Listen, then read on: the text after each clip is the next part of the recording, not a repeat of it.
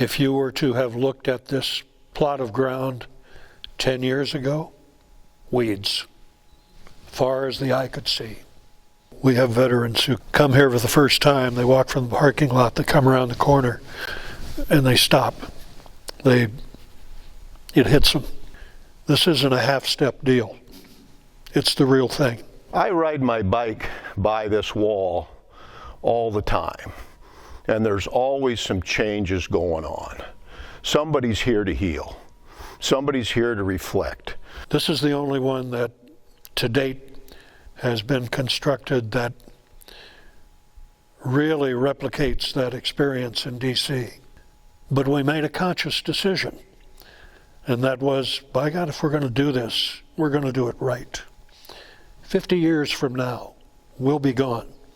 The wall will still be here.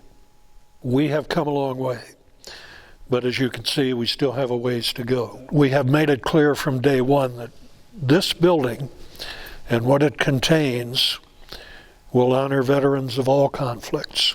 15 years ago, the Veterans History Project was taken on by the federal government, trying to capture the stories of the World War II veterans, obviously Korean War veterans, now Vietnam War veterans, and Afghan and Iraq War veterans, and create an archive of that. So when Siouxland Freedom Park said, we want to have an interpretive center, we want to have a place to house these stories, it became really a driving force. And so for the last few years, our high school students, under the direction of Dwight Freiberg, have been trying to capture the stories. I remember once we were online going on a sweep through a rice paddy, and we got to the top of a berm line, and they ambushed us. And the amazing thing to me was they had like 10 of us, and not one person was even nicked or wounded, nothing. Man, that's a strong blessing. One of them guys snuck up behind us and shot one of the guys in the back of our line that we was walking. So we had to medevac him out of there, and this big chopper can't get down in the trees, so they bring a basket down. And these guys, and them Viet Cong shot that chopper down. Well, there was probably lost 20 guys. I mean, but the aircraft was still burning. You see legs and different body parts and stuff like that. You know, and it's tough because that could have been either one of us.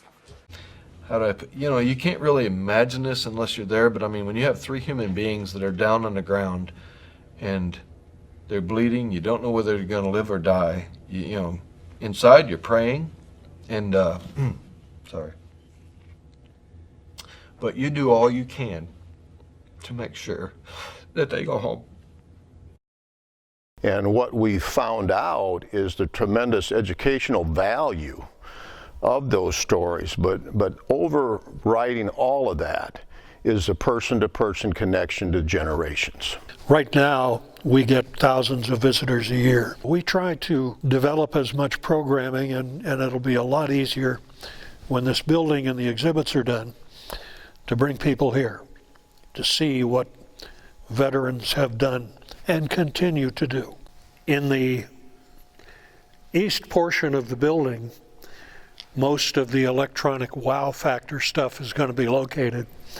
One of the features that we have envisioned from day one is going to be a kiosk where veterans can come in, sit down, punch in information on a keyboard, look into a screen, tell their story, enter it into an archive, and it'll be retrievable forever. What we envision is having static and traveling displays probably up front, and we will leave an area clear because one of the important aspects of the finished interpretive center is going to be education.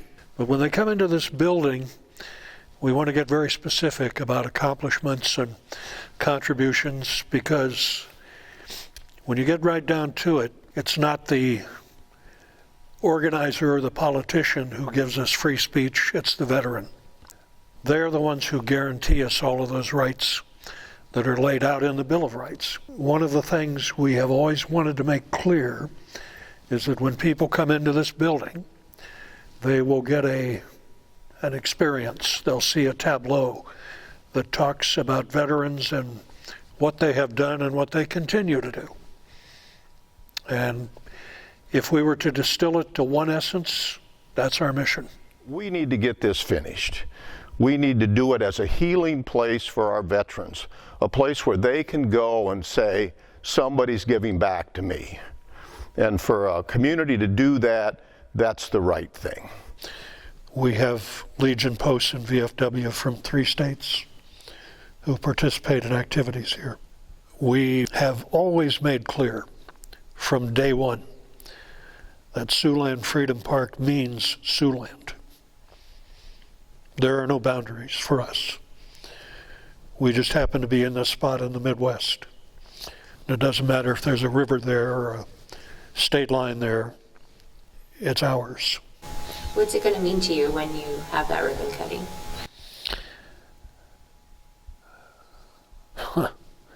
That's hard to put into words. It'll be the culmination of a dream that has been alive a lot longer than I thought it would be. We laughingly say when that's done, we're all going to go out and get drunk. We may do that anyway, regardless. But it will be a fulfillment of one part of what we have always dreamt of doing. Then the rest of the dream will be as we welcome visitors from all over.